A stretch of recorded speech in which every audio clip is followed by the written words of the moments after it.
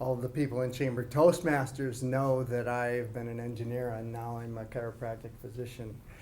In my imagination, I used to be a baker in New York City. I had a very successful business. My wife was happy. I got home with my kids and business was fabulous, and I had the best cakes, cookies, and donuts. That was before I became healthy, that you ever saw in your life. Life was good, but one day, an ebullient old woman came in and said, "I'd like a dozen cookies, please."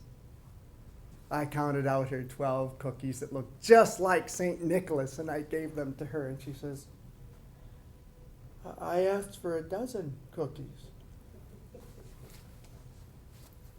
12, there they are, a dozen is 12. No, it's 13. I knew what she was doing. She's trying to pull one on me. Because other bakers in the area tried to one-up it on me and give an extra one because theirs weren't as good. And I said, "A dozen is 12.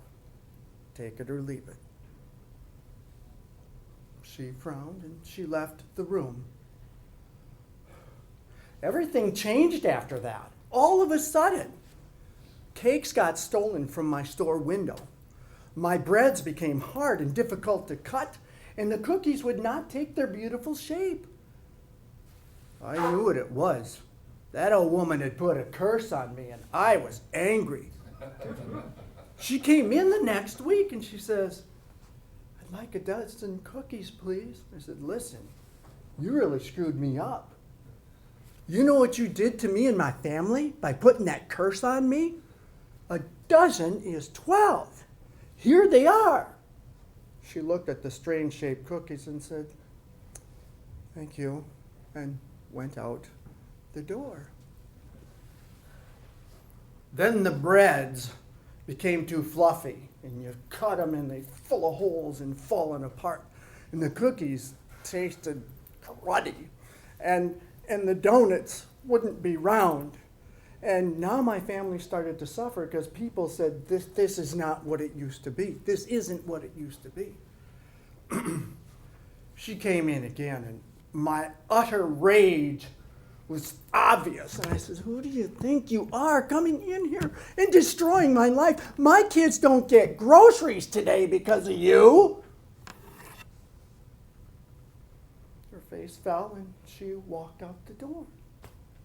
Can you believe it? It got worse. Everything turned to goo. The shop smelled, and all of my customers they stopped coming.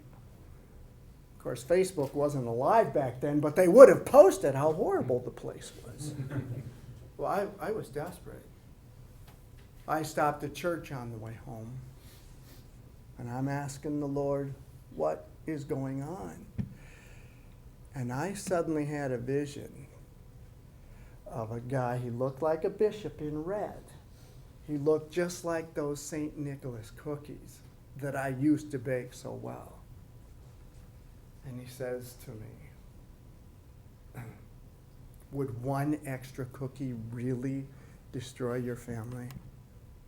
You know, the Lord has been really, really generous, and he says the Lord loves a generous heart. Do you remember why I am so famous? Because I was generous with money and everything and give it till it hurts. That's the way to live happiness. And all of a sudden he was gone. It was hard to look in the mirror that night because he was right. The next morning I go to my shop determined to make a change. There's not much there, but there's enough to make a small batch of cookies. Perfect St. Nicholas cookies. 13 of them. Can you believe it? She came in. She said, "I'd like a dozen cookies, please." I just want to say I'm sorry. I've just not treated you well, and I've been so stingy. Thank you so much for what you've done. See, the fact is, she had not put a curse on me. The fact is that my business had grown because of the generosity of others. They gave me a chance, they trusted in me, and they let me do what I knew how to do. You see, I was the curse because I had started using cheaper ingredients and I had been stingy on putting things together and I had tried to do it faster. It was my own fault. And yet you, thank you for being faithful and coming to me. Take these as a gift. Through my copious tears, I could see her smile, a beautiful smile. She walked out the door. It took me a while to get my eyes dry.